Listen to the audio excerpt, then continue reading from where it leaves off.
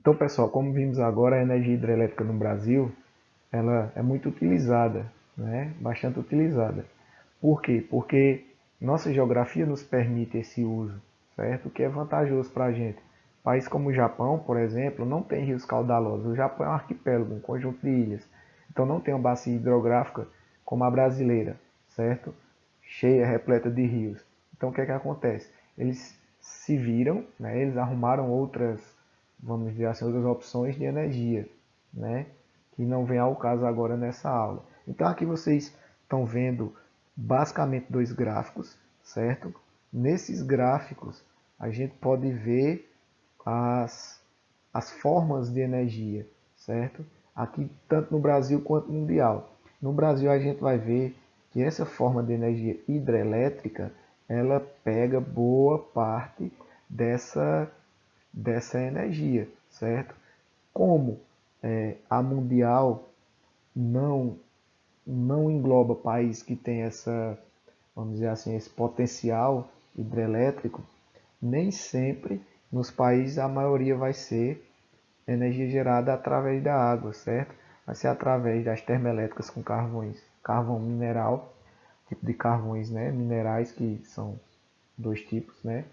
E a gente vai ver também a questão da usina nuclear, certo? Como é o caso do Japão, da Alemanha e tantos outros países, certo? Então, assim, as usinas que são movidas por carvão, existem dois tipos de carvão mineral, que é o carvão de melhor qualidade e um carvão inferior. Tanto um quanto o outro vão poluir a atmosfera. Um vai queimar mais lento e outro vai queimar mais rápido. O carvão betuminoso, por exemplo, é um carvão de maior qualidade, mas mesmo assim ele vai também poluir. Então aqui o Brasil a gente vê um potencial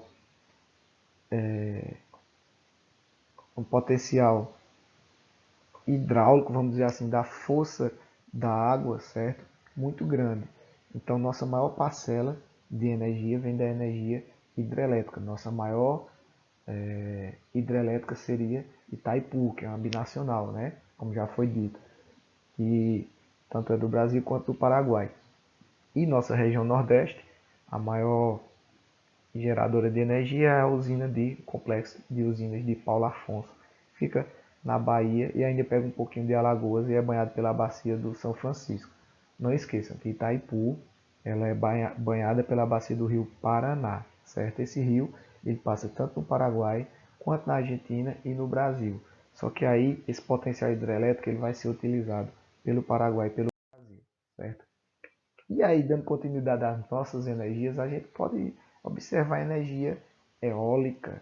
Energia eólica, energia dos ventos. A gente pensa que a energia eólica surgiu agora, né? Com aquelas imensas turbinas que a gente às vezes está viajando aí pelas BRs e vê uns caminhões, né? Levando aquelas turbinas gigantescas. Não, na verdade a usina eólica ela vai começar com uma forma de adiantamento de trabalho na Idade Média, certo? Com o que? Com os moinhos de vento. Os moinhos de vento, a própria palavra já está dizendo, serve para moer os grãos, certo? Como milho, cevada, trigo, lúpulo. Então o que é que acontece? Esses grãos eles são colocados na casa das máquinas e um grande moedor movido pela força eólica, movido pela força do vento, vai girar essas pás, que vai fazer com que a engrenagem aqui ela vá moer os grãos, certo? Aqui no Nordeste a gente se utiliza também da força da energia eólica para quê? Para a gente bombear água mesmo em locais que não tem energia. Como assim, professor? Não sei se vocês já viram, mas principalmente na região de semiárido de Cariri, é muito comum esses tanques para dar de beber ao gado, certo? Esses tanques são armazenados em caixas, certo? Que essa água do subsolo é bombeada pelo catavento, que se utiliza da energia eólica, da energia do vento, certo? Para bombear essa água, que ela é bombeada até a caixa d'água, A caixa d'água ela vai descer para os tanques que vão alimentar os animais, certo? Então, assim, aqui no Nordeste é muito utilizado desde os anos 40, muito utilizado esse tipo de recurso da energia eólica, né? É uma energia, é uma energia mecânica, certo? Ela serve como uma bomba para extrair água do subsolo, beleza? Então, não esquecendo que esse tipo de aproveitamento da força do vento é utilizado desde a antiguidade na Idade Média, certo? Então, a gente tem 1500 anos dessa utilização desse tipo de energia. Então, aqui a gente vê a forma mais moderna da energia eólica, imensas turbinas gigantescas, gigantescas turbinas. Acredito que vocês, a primeira coisa que olharam nessa foto não foram as turbinas, e sim o jumentinho passando aqui, né? E o jumento nada mais é do que um animal característico do Nordeste, né? Que aguenta a seca. Realmente, essas usinas daqui, elas estão no Ceará, certo? Mas a gente tem também usina na Paraíba, a gente tem usina em Pernambuco.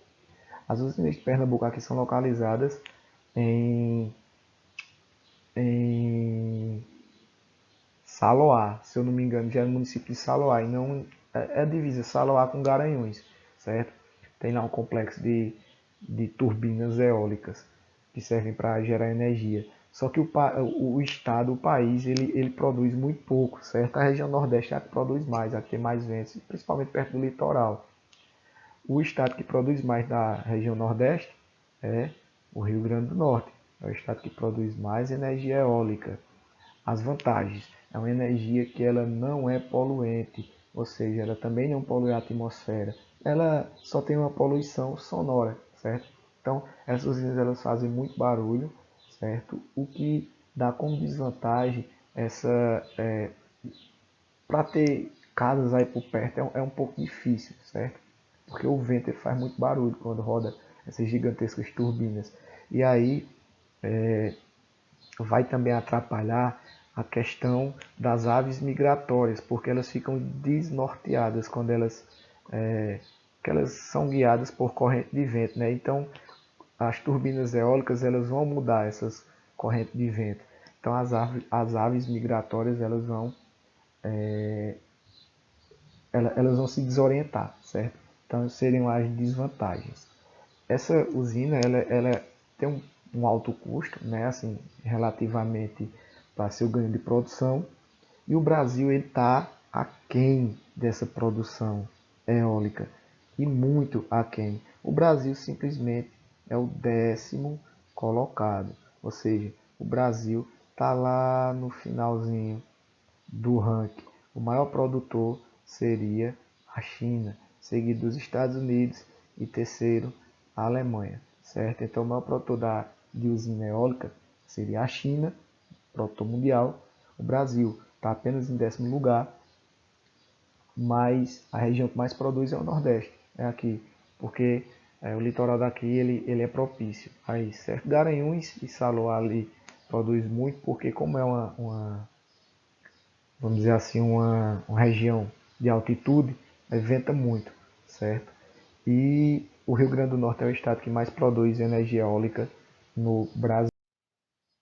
Energia solar, essa é mais conhecida, certo? Na minha opinião, deveria ser muito mais utilizada, só que tem entraves de impostos ainda sobre esse tipo de energia e não barateia o custo, certo?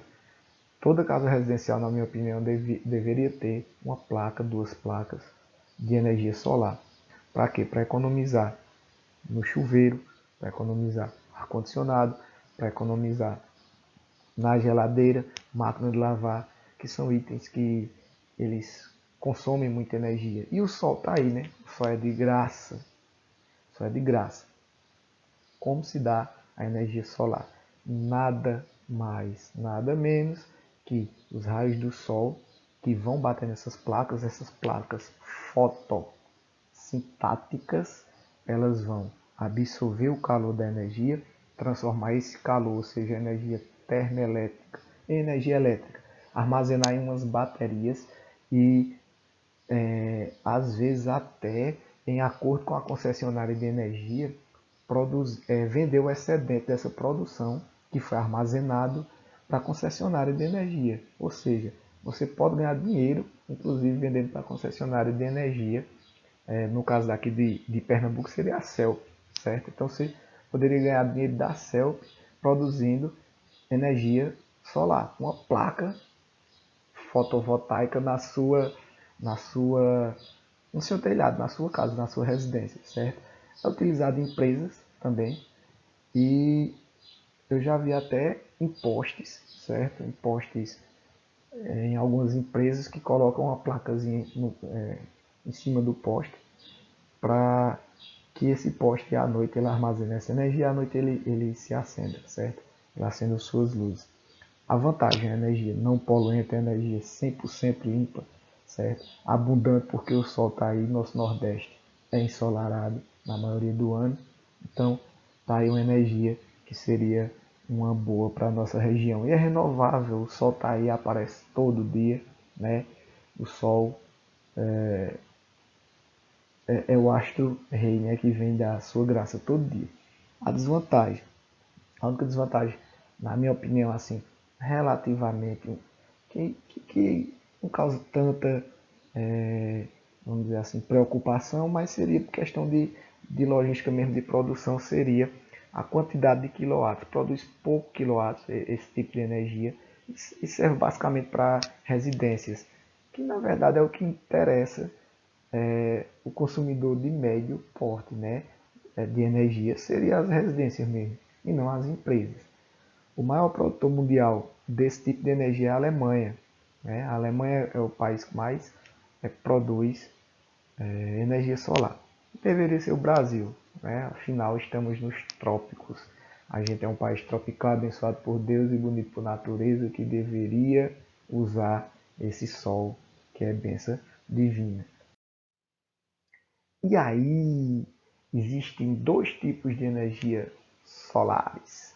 Existem a energia solar, que é absorvida pelas placas fotovoltaicas ou placas fotossintéticas, que elas absorvem essa energia, né, que é esse exemplo aqui de baixo, que a gente vai perceber aqui a placa no telhado, certo? Essa placa ela está alimentando um tanque que ele provavelmente está interligado com um banheiro que vai alimentar um chuveiro quente, certo? Então essa casa ela vai ter água quente fornecida pelo sol, certo? E aí o que é que acontece? Além desse exemplo industrial que a gente tem outro tipo de energia que também pode ser aproveitada solar, que é a energia caseira. Essa energia caseira, simples, barata e é uma energia que ela, vamos dizer assim, ela é uma energia que está muito em evidência, que é a utilização dos recicláveis, né? Energia consciente, vamos dizer assim, porque ela utiliza garrafas PETs, certo?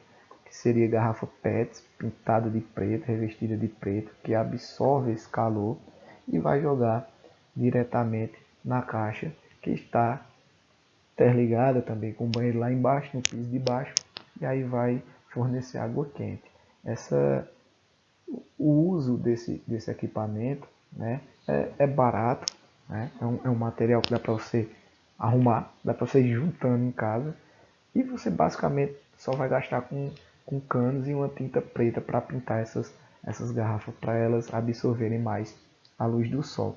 Então, é uma energia renovável, é energia solar, é uma energia limpa e é uma energia até que dá para você reciclar materiais, né? Dá para você confeccionar com materiais de uso doméstico, que ia ser jogado no lixo, né? Que ia demorar centenas de anos para ser descartado.